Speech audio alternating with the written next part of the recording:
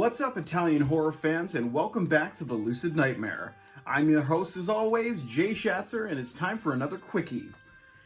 Today is going to be an interesting one. It's a flick that I watched last Monday for the first time, and it was a blind buy on my part because I've heard of the film a little bit, but it's kind of been a lost movie that kind of resurfaced recently, and I just figured I'd give it a chance. Loved it, actually, and wanted to show the love to you guys. But the movie I'm talking about is, what year is this, baby? This is a 1997, so this is a late 90s Italian horror film, and those are always sketchy. But this is The Wax Mask. Ugh. Great little flick, and this is the slip cover for it. Boom. Yeah. But, yeah, it's a movie that's got an interesting backstory. It was originally going to be Lucio Fulci's kind of last flick. Dario Argento was kind of asking him if he wanted to do it, but he had bad health stuff going on, so he was not able to do it, and they passed the directorial duties over to a Sergio Stivalletti. And don't know much about this guy other than what they say on the back, and he did effects work for Phenomena, Opera, Demons, and Cemetery Man, which are all great flicks. So I figured, hey, let's see what this guy has in the directing department.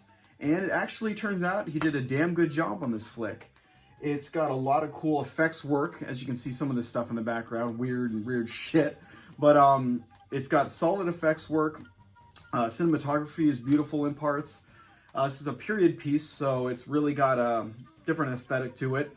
And it really feels like a good film. I mean, it doesn't have that kind of shoddy late 90s Italian kind of traditional stuff going on for it. It does feel like it has somewhat of a budget behind it and some competence behind the lens. So, great film. It's pretty much a story of a wax museum or a wax kind of display area that this guy...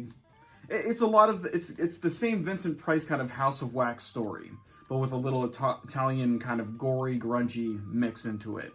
So it's got that thing where a guy has a wax museum, has all these figures that look lifelike. They're depicting kills and stuff, murders that have happened in real life, and people start stumbling on that maybe these wax figures are actually real people.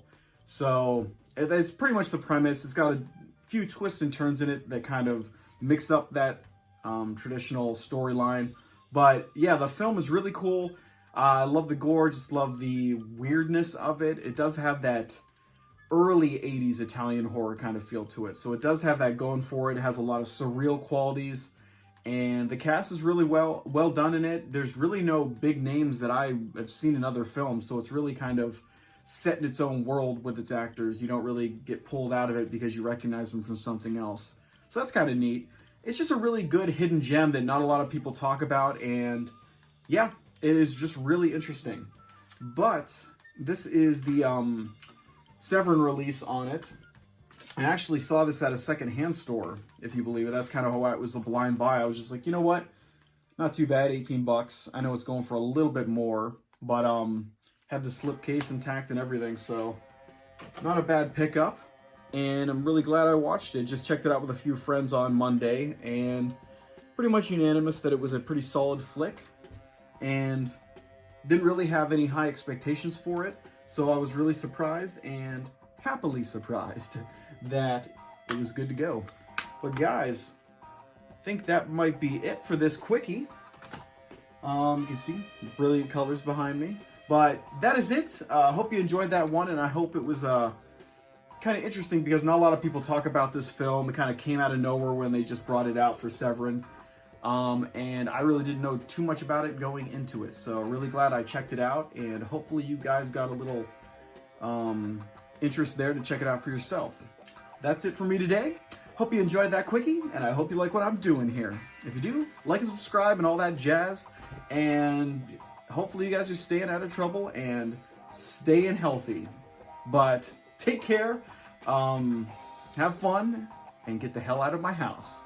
Later, guys.